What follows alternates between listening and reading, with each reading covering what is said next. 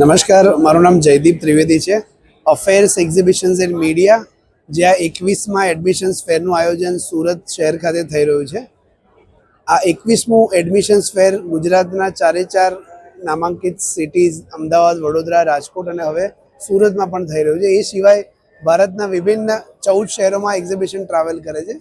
Admissions ફેરનો ઉદ્દેશ્ય એવો છે કે ભારતની નામાંકિત 30થી વધારે યુનિવર્સિટીઝ અને કોલેજીસને એક જ જગ્યા, એક જ છતની નીચે એક જ સ્થાન ઉપર લઈને આવીએ છીએ. જે બાળકોએ 12માની પરીક્ષા આપી અને હવે કન્ફ્યુઝ છે કે ભાઈ શું કરવું, આગળ કયો કોર્સ લેવો, કઈ કોલેજમાં એડમિશન લેવું, કઈ સ્ટ્રીમમાં એડમિશન લેવું, એની ઇન્ફોર્મેશન ક્યાંથી મળે, કે ફક્ત ગૂગલના માધ્યમથી વન વે ઇન્ફોર્મેશન મળતી હોય, તો અહીંયા એક જ સ્થાન ઉપર એડમિશન્સ ફેર એવું પ્લેટફોર્મ પ્રોવાઈડ કરે છે કે ભારતની 30થી વધારે યુનિવર્સિટીઝ અને કોલેજીસ અહીંયા એમને તમે રૂબરૂ મુલાકાત કરી શકો છો. યુનિવર્સિટીઝના admissions head, dean of admissions, director, registrar, provost એ પોતે અહીંયા હાજર છે. અહીંયા આપ જોઈ શકો છો કે અમદાવાદ, વડોદરા, રાજકોટ, સુરત, એ સિવાય ચેન્નઈ, દિલ્હી એનસીઆર, મધ્યપ્રદેશ, વેસ્ટ બેંગોલ, સમગ્ર ભારતમાંથી અહીંયાથી યુનિવર્સિટીઝ આવેલી છે. એ યુનિવર્સિટીના ડિસિઝન મેકર પોતે અહીંયા હાજર છે.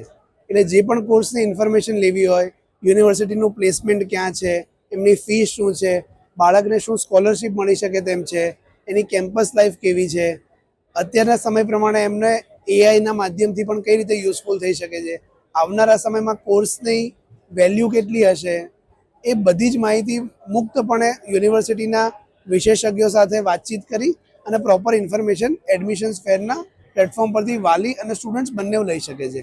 એન્ટ્રી એકદમ ફ્રી છે. આ એક્ઝિબિશનનું આયોજન તારીખ 10 અને 11 મે રવિવાર અને સોમવાર મહેશ્વરી ભવન, જે સાયન્સ સેન્ટરની બાજુમાં સેટેલાઇટમાં આવેલું છે, ત્યાં આયોજન થઈ રહ્યું છે. તો હું આપની ચેનલના માધ્યમથી સુરત અને આસપાસમાં રહેતા દરેક નાગરિકજનોને વિનંતી કરીશ કે આ એક્ઝિબિશનનો જરૂરથી લાભ લે. આપ જોઈ શકો છો કે મોટી માત્રામાં વિદ્યાર્થીઓ અને વાલીઓ અહીંયા પોતે હાજર છે. સુરતથી નહીં પણ સુરતની આસપાસ વાપી, વલસાડ, ભરૂચ, વડોદરા બધી જગ્યાએથી સ્ટુડન્ટ્સ, પેરેન્ટ્સ સાથે આવેલા છે. એટલે એમને આટલું ઉત્તમ પ્લેટફોર્મ શું મળી શકે? કારણ કે દરેક યુનિવર્સિટી ટુ યુનિવર્સિટી જઈને સિલેક્ટ કરે અને વાતચીત કરે, એમાં ટાઈમ પણ બહુ જાય, એનર્જી પણ બહુ જાય. આ એક જ જગ્યાએ યુનિવર્સિટીના ડિસિઝન મેકર પોતે હાજર છે.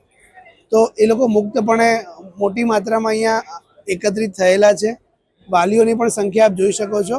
તો એમના જે પણ કોઈ પ્રશ્નો છે, જે પ્રશ્ન એ ત્યાં જઈને પૂછે છે, એ પ્રશ્ન અહીંયા પૂછી અને એનું નિરાકરણ એમને મળે છે. તો આનાથી ઉત્તમ પ્લેટફોર્મ શું હોઈ શકે?